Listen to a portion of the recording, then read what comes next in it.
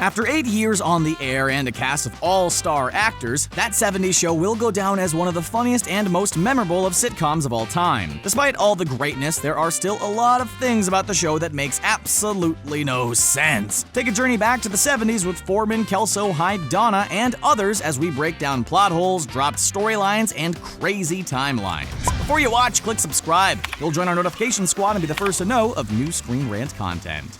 You kids standing around the driveway, it's so darn cute. To help capture the true essence of the 70s, the show started in 1976 and transitioned to 1977 within just the first season. This left 7 more seasons to cover 1977 through 1979, and a whole lot of things happened during that time. From graduating high school to going to college, a lot of the timeline elements really don't add up. Just try not to think about it too much and enjoy the ride. The on-again, off-again relationship between Jackie and Kelso sure provided a lot of laughs, but we really have to wonder why Jackie would keep taking Kelso back time and time again. She clearly had the ability to get any guy she wanted, but ended up constantly going back to the guy who cheated on her multiple times. While they started out strong, Jackie finally did manage to move on, just a few seasons later than she should have. In the beginning of That 70s Show, we see just how bad Hyde's parental life is at home. Both of his parents are deadbeats and constantly abandoned their son. Then in season 7, Hyde found out his actual biological father was a black man. While mixed races have different colored skin tones, one of the main things that didn't make any sense was the fact that actor Danny Masterson is white with no mixed races in his background. After moving on from Kelso, Jackie finds her way around the group of friends and ultimately ends up with Fez. The dynamics of the couple seem a little forced, and they end up dumbing down Jackie just to be with him. Clearly, Jackie should have stayed with Hyde, and the pair could have stuck together. Jackie and Hyde complement each other well, and their stark differences made them better people in many ways. With the show taking place between 1976 and 1979, there were only so many holidays the timeline could focus on. Yet it seems like Christmas comes multiple times a year in Wisconsin because there are at least 5 holiday episodes featuring Foreman and the gang. The first aired during season 1, and the last one to air was the season 7 episode where Kelso accidentally takes all the toys from the toy drive.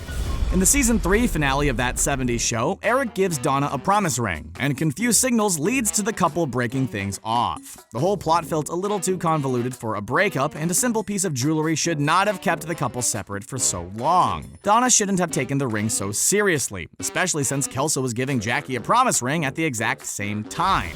In the early episodes of the show, Donna talks about 2 sisters, and we even see one of them on screen. Then, all of a sudden, the sisters not only disappeared, but Donna acted like she was an only child the whole time. We understand rewrites after a pilot episode, but Donna's whole family tree becomes really confusing when the characters suddenly disappear. One of the best sets on the whole show was Eric's basement. The gang always hung out there, smoked, and had some of their best memories. But what about the strict Red? With all the shenanigans down in the basement, you'd think that Red would have caught everyone at least once before the series finale in season 8. Plus, why was the basement still the main hangout after Eric left at the end of season 7? When a main character leaves a show, it's a pretty big adjustment. So some shows manage to survive, but for That 70s Show, they should have really called it quits when Topher Grace departed after season 7. Eric Foreman was the core of the show, and removing him left a gaping hole that the show really couldn't recover from. Scrubs did the same thing when Zach Braff left, and it just doesn't work. Besides Jackie, a majority of the younger characters all call each other by their last names. They never really explained the premise of this, and it doesn't seem to be something directly influenced by the 1970s. One of the flashback episodes could have easily established the trend. For many of us, it's easy to forget Kelso's name is really Michael, and after all these years, we still don't know Fez's real name. One of the biggest shockers on That 70s Show was the season 5 finale. Fez finds out he is going to get deported, so in a shocking move, he marries Foreman's sister to stay in the United States. But did they leave happily ever after? We never really find out. The actresses who played Lori both left the show, and nothing was concluded with his marriage. For all we know, they're still considered married. Red and Kitty got a number of storylines on the show, but one of the more personal stories involved Kitty going through menopause. While the initial episode was great, a number of future episodes simply taunted her because of it. When menopause is something every female goes through, the cruel jokes and mocking nature felt really unnecessary. The writers seemed to go for cheap jokes when the single episode highlighting it all would have been enough. That 70s show was a huge hit for Fox and lasted for 8 seasons. Near the end of the run, the network decided to release the spin-off entitled That 80s Show. The show was a massive failure and only lasted 13 episodes. The problem was relying too much on the decade rather than the characters. That 70s show may take place in the 70s, but it's the core cast of characters who helped make the show and comedy really thrive. The 8th and final season of That 70s Show feels more like an episode of The Twilight Zone. Not only did Topher Grace leave the show, but Ashton Kutcher also left after the first 4 episodes. The character of Charlie was brought on as a promising replacement, but the actor got his own show, and he was killed off in the season premiere. The only thing left was a shell of a show, and Fox managed to drag it out until the 200th episode, probably only for reruns and syndication.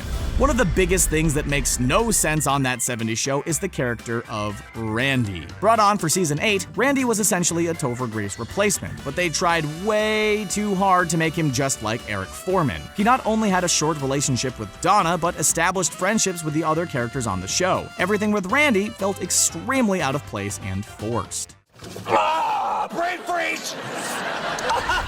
Well, there you have it. What things make the least sense? Are there any that we missed? Should they have done season 8 of That 70s Show? Let us know in the comments section below. Don't forget to like this video, share it, and subscribe to ScreenRant on YouTube so you can stay up to date with our awesome videos. Thanks for watching.